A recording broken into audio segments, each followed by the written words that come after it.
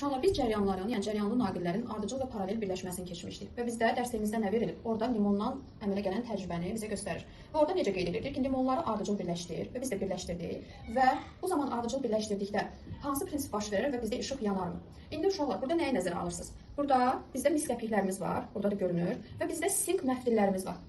Baxın, bu mis məftillər burada katod rolunu oynayır. Sinklər isə burada anod rolunu oynayır. Yəni mənfi yüklü hissəcik, bir də müsbət yüklü hissəcik. Və bunları biz ardıcıl birləşdirdikdə uşaqlar naqilləri ardıcıl birləşdirəndə mənfi müsbət söhbətinə fikir veririk. Niyə?